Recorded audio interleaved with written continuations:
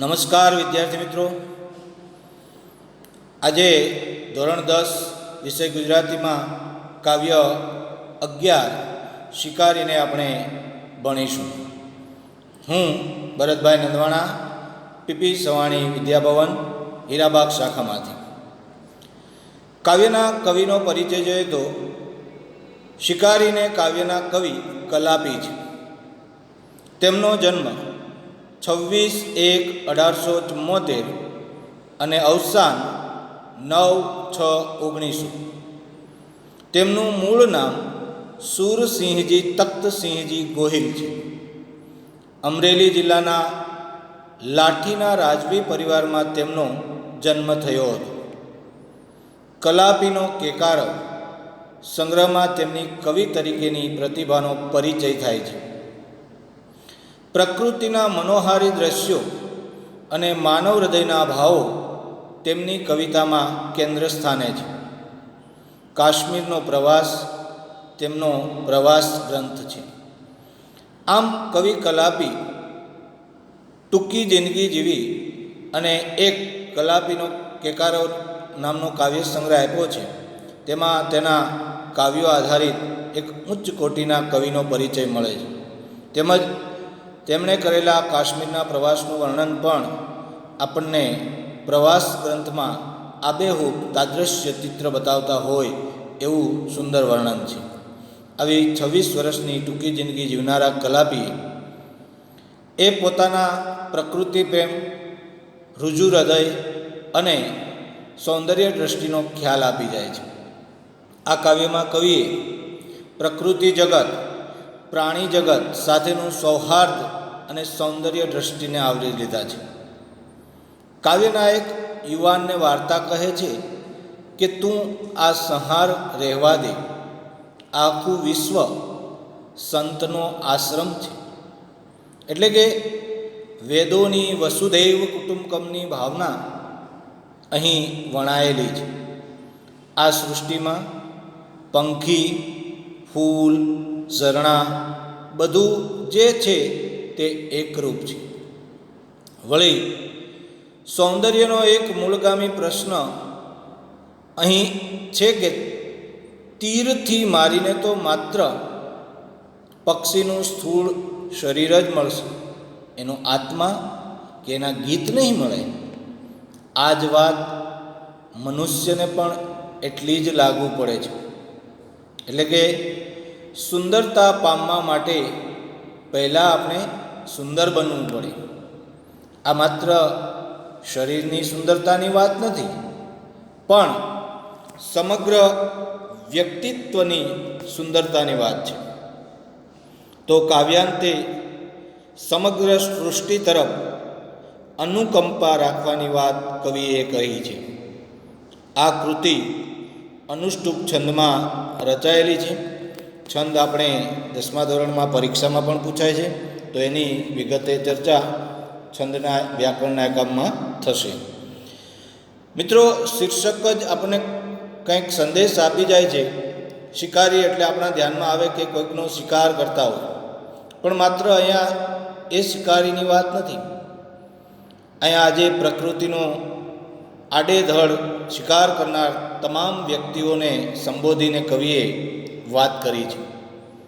શિકાર કરવો એટલે માત્ર પશુ પક્ષીનો શિકાર કરવો એ શિકાર છે, પણ આ પ્રકૃતિનું સૌંદર્યને હણવું, એના વૃક્ષો, ફૂલ, છોડ એને કાપવા, આ ધરતીના તમામ કુદરતી તત્વોને આડેધડ ઉપયોગ કરવા માટે જે નાશ કરવામાં આવે છે એ તમામને કવિએ શિકારી કહીને સંબોધ્યા છે. એટલે કે હે યુવાન, તું આ સંહાર કરવાનું રહેવા દે.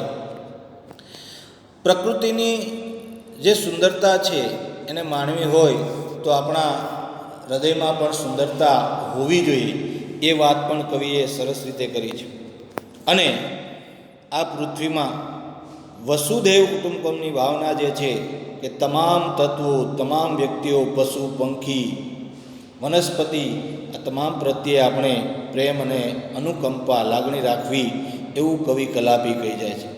કલાપી એમનું ઉપનામ છે, એ તમને ખ્યાલ આવી જ ગયો હશે. અને હવે આપણે કાવ્યનું પઠન અને પછી એનો સાર પણ સમજીશું. તો કવિ કલાપી કહે છે કે રહેવા દે આ સંહાર યુવાન તું, રહેવા દે આ સંહાર યુવાન તું, ઘટેના ક્રૂરતા આવી વિશ્વ આશ્રમ સંતનું, પંખીડા ફૂલડા રૂડા લતા આ ઝરણા તરું, ઘટેના ક્રૂર દ્રષ્ટિ અહીં ત્યાં વિશ્વ સૌંદર્ય કોમળું. જો કવિએ શરૂઆતમાં જ સંબોધીને કીધું રહેવા દે. આપણે ઘણી વખત કોઈ અતિ ક્રોધમાં કે આવેશમાં આવીને કંઈક પરાક્રમ કરતો હોય અથવા તો કંઈક ખોટું કામ કરતો હોય તો આપણે એને વાળવા માટે રહેવા દે ભાર દઈને કહીએ છીએ. તો કવિએ પણ અહીંયા આ વાત ઘણા વર્ષો પહેલાં આપણને સમજાવી દીધી, શીખવી દીધી કે આ પ્રકૃતિનો સંહાર કરવાનું રહેવા દે હે યુવાન. કારણ ઘટેના ક્રૂરતા આવી વિશ્વ આશ્રમ સંતનું, આવી ક્રૂરતા આવી ઘાતકુપણું તને ના શોભે. અને આ વિશ્વ, આ જગત, આ દુનિયા એ તો એક સંતનો આશ્રમ છે. વિશ્વ આશ્રમ સંતનું, સંતના આશ્રમમાં જઈએ આપણે તો એક શાંતિનો અનુભવ થાય, ત્યાં કોઈ હિંસા જોવા મળતી નથી અને તમામને આશ્રય મળે. એમ આખું જગતને એ એક સંતના આશ્રમ તરીકે કવિએ સરખાવ્યો છે. તો ત્યાં આપણે નિખાલસ અને નિર્ભય થઈ અને આવી ઘાતકી ક્રૂરતા ન કરવી જોઈએ. એ વાતનું કવિ અહીંયા સંહાર કરવાનું રહેવા દેવાનું કહે છે. આગળ બીજી પંક્તિમાં કીધું છે પંખીડા ફૂલડા રૂડા લતા આ ઝરણા તરું, ઘટેના ક્રૂર દ્રષ્ટિ અહીં ત્યાં વિશ્વ સૌંદર્ય કુમળું. તો આ પૃથ્વી પર કોણ પંખીઓ છે, ફૂલડાઓ છે, રૂડા એટલે સુંદર, સારા, તળપદા શબ્દનો ઉપયોગ કર્યો છે. લતા એટલે વેલીઓ, ઝરણા વહેતા વેણ, પાણીઓના ખળખળ વહેતા ઝરણાઓ છે, તરુઓ ઝાડ છે. આ બધાની ઉપર ક્રૂર દ્રષ્ટિ કરવી એ ખરેખર વિશ્વને ક્રૂરતાપૂર્વક હણવા જેવું છે. કારણ વિશ્વ સૌંદર્ય કુમળું, આ વિશ્વનું, આ જગતનું સૌંદર્ય કેવું છે? કુમળું છે, નાજુક છે. કોઈ ફૂલ છે, તમે એને તોડી લો તો એ થોડીક વારમાં કમાવા માંડે. ફૂલ છોડ છે એને જમીનથી ઉખેડી નાખો તો સુકાઈ જાય. તો આ સૃષ્ટિની શોભા છે અને એને આ રીતે ઘાતકી રીતે ક્રૂર દ્રષ્ટિથી એનો વિનાશ કરવો એ વિશ્વના સૌંદર્યને, કુમળા સૌંદર્યને હણી નાખવા જેવું છે, એનો નાશ કરવા જેવું છે. તો લતા વેલીઓ, ઝરણા, ઝાડવાઓ આજે આપણે જ્યાં જુઓ ત્યાં આડેધડ વૃક્ષોનું નિકંદન નીકળે છે અને આ જંગલોનો નાશ થઈ રહ્યો છે. તો આ કુદરતી સંપત્તિ, કુદરતી સૌંદર્યનો નાશ થઈ રહ્યો છે અને એના પરિણામ આપણે બધા ભોગવી રહ્યા છે. આજે આ જુદી જુદી કુદરતી આપત્તિઓ આવે છે એ બીજું કાંઈ નથી, એ માનવે કરેલા વિનાશનું એને ફળ મળે છે. તો આ કુદરતી આફતો આવવું, એ કુદરતી સૌંદર્યનો આપણે કંઈક ને કંઈક વિનાશ કર્યો છે એનું પરિણામ ભોગવી રહ્યા છે. આગળ કવિ કહે છે કે તીરથી પામવા પક્ષી વ્યર્થ આ ક્રૂરતા મથે, તીરથી પક્ષી તો ના કિંતુ સ્થૂળ મળી શકે, પક્ષીને પામવાને તો છાનો તું સુણ ગીતને, પક્ષી તેના પ્રભુ સાથે હૈયામાં મળશે તને. જુઓ, તીરથી પામવા પક્ષી વ્યર્થ આ ક્રૂરતા મથે છે. જો પક્ષીને તું તીરથી, બાણથી મારવા માટે વ્યર્થ, ફોગટ, નકામો પ્રયત્ન કરે છે, વ્યર્થ એટલે ફોગટ, નકામો, તીર બાણથી તું પક્ષીને મારે ક્રૂર થઈએ તો એ તારો વ્યર્થ પ્રયત્ન છે. કારણ તીરથી જો પક્ષીને તું મારીશ ને તો માત્ર એનું સ્થૂલ મળી શકશે. કિંતુ એટલે પરંતુ, સ્થૂલ અહીંયા શરીરની વાત છે, તો માત્ર એનું શરીર જ મળશે, બીજું કાંઈ નહીં મળે તને. કારણ જો પક્ષી મરી જશે તો એના મધુર ગીત, એનું સૌંદર્ય અને પ્રભુ સાથેના આત્મીયતાનો ભાવ, એના ગીત તને સાંભળવા નહીં મળે. આગળની પંક્તિમાં એ જ કીધું છે કે પક્ષીને પામવાને તો છાનો તું સુણ ગીતને. જો પક્ષીને તારે પામવું હોય, એને માણવું હોય, તો ચૂપચાપ કોઈ જગ્યાએ એના ગીતને સુણ એટલે સાંભળ. એના મધુર ટહુકાઓ, એના મધુર ગીત એ આપણા કાનને, આપણા કલરવને ગુંજરિત કરી દે છે. તો ક્યાંક એક સ્થાને બેઠા બેઠા પક્ષીઓના કલરવને સાંભળ, તો એ પક્ષીઓના ગીતમાં તને શું મળશે? તો પક્ષી તેના પ્રભુ સાથે હૈયામાં મળશે તને. તો પ્રભુ સાથેનું તને એના હૈયામાં મિલન જોવા મળશે, અને પક્ષીઓના ગીતમાં પ્રભુનો અવાજ જોવા મળશે. એટલે પક્ષીને મારવાથી, વ્યર્થ પ્રયત્ન કરી ને ક્રૂર રીતે હણી નાખવાથી માત્ર એનું શરીર મળશે, એના સુંદર ગીતો તને સાંભળવા નહીં મળે.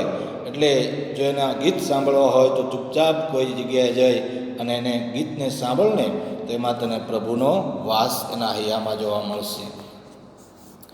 આગળ કહે છે, સૌંદર્યો વેડફી દેતા નાના સુંદરતા મળે. સૌંદર્યો વેડફી દેતા ના સુંદરતા મળે. સૌંદર્યો પામતા પહેલાં સૌંદર્ય બનવું પડે. બહુ સરસ વાત કરી છે. સૌંદર્યો વેડફી દેતા. જો સૌંદર્ય, આમ તો એક વચન, સૌંદર્ય બહુવચન કર્યું, 3 વખત એકના એક શબ્દનો ઉપયોગ કર્યો, અને સુંદરતા 4થી વખત વાપર્યું. આમ પુનરાવર્તિત શબ્દો દ્વારા પણ કવિ સુંદરતાને કેટલું મહત્ત્વ આપે છે એ વાત આપણને આના દ્વારા સમજાય. એટલે કે સૌંદર્યને વેડફી નાખતા એને ક્યારેય સુંદરતા મળતી નથી. જો સૌંદર્ય આપણે વેડફી નાખશું તો આપણને ક્યારેય એની સુંદરતા પ્રાપ્ત નહીં થાય. કારણ સૌંદર્ય પામતા પહેલાં સૌંદર્ય બનવું પડે. એટલે કે જો તારે સુંદરતા મેળવવી હશે, સૌંદર્ય પામવું હશે, તો તારે પહેલાં સૌંદર્ય એટલે તારા હૃદયમાં સુંદરતા ઉત્પન્ન કરવી પડશે. તારે સુંદર બનવું પડશે. જો હૃદયમાં એવા સૌંદર્યના ભાવ તારા ઉત્પન્ન થશે તો જ તને સામે સૌંદર્ય પ્રાપ્ત થશે.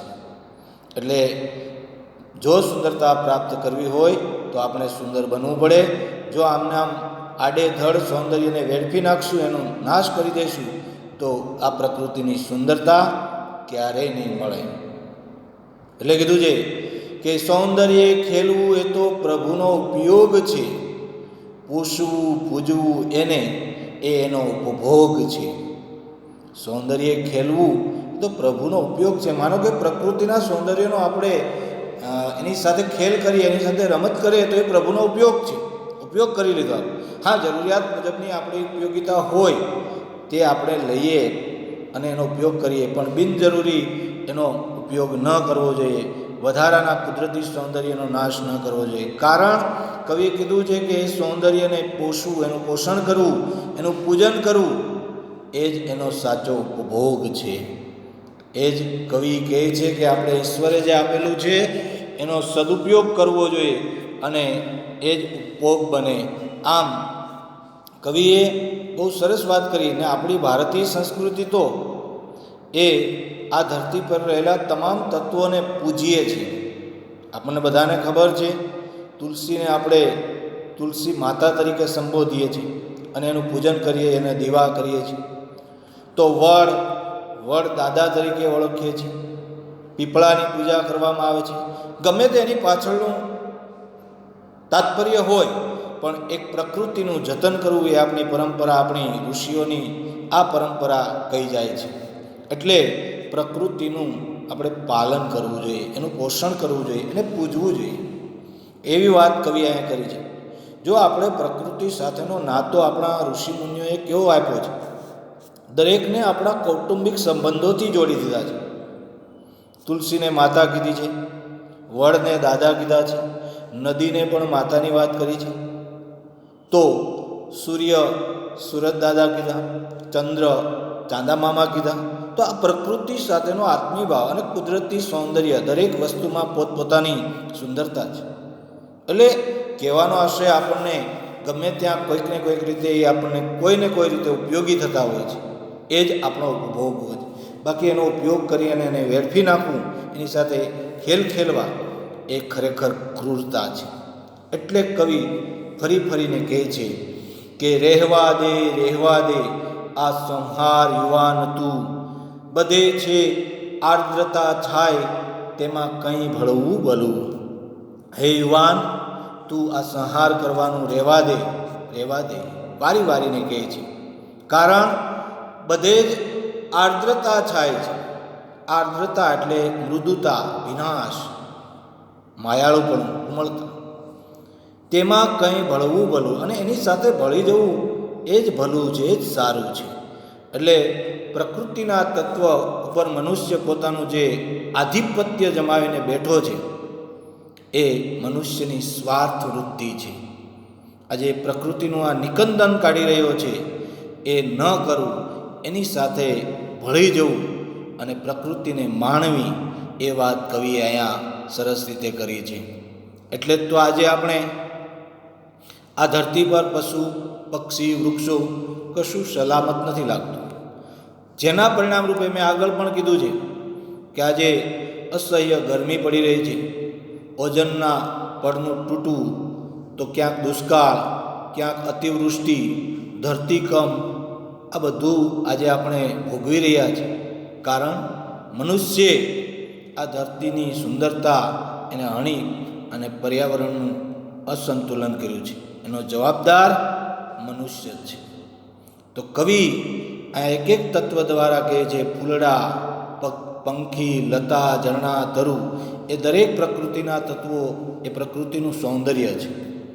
અને એનું સંરક્ષણ કરવું, એનું પોષણ કરવું અને એ આ ધરતીને સુંદર બનાવવી. આમ આવા પશુ પક્ષી કે પ્રાણીઓનો ક્યારેય સંહાર ન કરવો અને વસુધૈવ કુટુંબકમ, વિશ્વગ્રામ, વિશ્વ આશ્રમની જે ભાવના છે કે જીવો અને જીવવા દો, એ સૂત્રને સાર્થક કરે છે. તો વિદ્યાર્થી મિત્રો, આપણે પણ પ્રકૃતિના તત્વોને જતન કરીશું, સાચવીશું અને મન ફાવે એમ આડેધડ એનો દુરુપયોગ કરી વિનાશ નહીં કરીએ, એ આપણને આ કાવ્ય દ્વારા કવિ કલાપી જે કહી જાય છે એ જીવનમાં ધ્યાન રાખશું.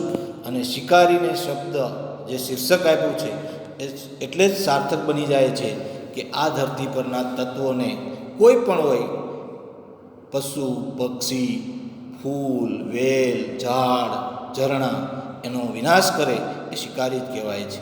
એટલે એનો સંહાર ન કરવો, એનું સંરક્ષણ કરવું, સંવર્ધન કરવું, એ જ આપણી પ્રકૃતિ, ધરતી માતાએ આપણને હાથ આટલું આપ્યું છે, તો એની આ સુંદરતાને ન નુકસાન પહોંચાડીએ અને પર્યાવરણનું જતન કરીએ, એવી ભાવના પ્રસ્તુત કાવ્યમાં કવિએ સુંદર રીતે વર્ણવી છે. એટલે જ ફરી ફરીને કહેવાનું મન થાય કે સુંદરતા પામતા પહેલાં સુંદર બનવું પડે. એટલે જો પ્રકૃતિનું સૌંદર્ય આપણે પામવું હોય તો આપણે પણ સુંદર બનવું પડશે. આપણા હૃદયમાં પણ પ્રકૃતિ પ્રત્યે પ્રેમ અને સુંદરતાનો ભાવ જગાડવો પડશે. નહીંતર આમને આમ જો આપણે સૌંદર્યને વેડપતા રહીશું તો એનું પરિણામ તો આપણે ચોક્કસ જ ભોગવવું પડશે. એ વાત આ કાવ્ય દ્વારા કવિએ ઘણા વર્ષો પહેલાં કહી દીધી છે.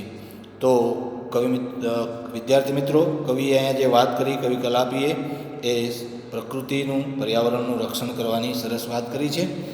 તો હવે એના વ્યાકરણ તરફ જઈએ. તો પહેલાં સમાનાર્થી શબ્દો જોઈએ. તમારા પાઠ્યપુસ્તકની અંદર પણ આ બધું આપેલું જ છે. પહેલો સમાનાર્થી છે સંહાર, તો એનો અર્થ છે નાશ અથવા પ્રબળ ઘાત. રૂડું એટલે કે સારું, સુંદર, આ તળપદા શબ્દમાં પણ આવી શકે. આર્દ્રતા એટલે ભીનાશ, મૃદુતા અથવા માયાળુપણું. લતા એટલે વેલ અથવા વેલી. ઘટવું એટલે શોભવું, મતલબ ઘટ શબ્દ જે વાપર્યો ને, ઘટે, એ ઘટવું, શોભવું.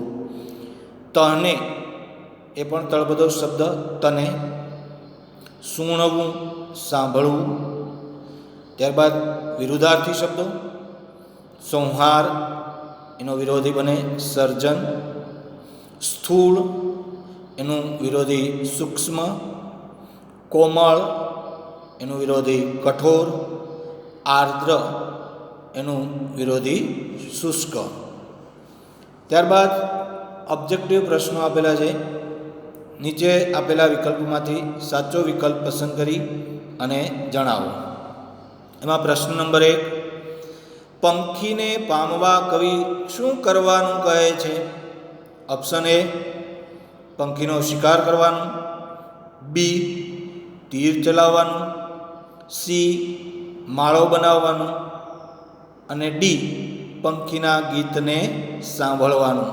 તો ચોક્કસ તમને આ જવાબ આવડતો હશે, કારણ કે કાવ્ય ભણ્યા, વાંચ્યું, સાંભળ્યું, એટલે તેનો જવાબ પણ તમે ચોક્કસ આપજો. 2 પ્રશ્ન, કવિ નીચેનામાંથી કયો સંદેશો આપે છે? કવિ નીચેનામાંથી કયો સંદેશો આપે છે? તો એ, સંહાર કરવાનું રહેવા દે, બી, તું ક્રૂર બન, સી, તારે સુંદર બનવાની જરૂર નથી અને ડી, પ્રકૃતિનો તું નાશ કર. તો આપણે કાવ્ય ભણ્યા એટલે ચોક્કસ આનો જવાબ પણ સરળતાથી તમને આવડશે અને સાચો જવાબ તમે લખજો. ત્યારબાદ નીચેના પ્રશ્નોનો એક વાક્યમાં ઉત્તર આપો. એમાં પ્રશ્ન નંબર 1, કવિની દ્રષ્ટિએ પક્ષી ક્યાં મળશે? તો ક્યાં મળે આપણને બધાને ખબર છે.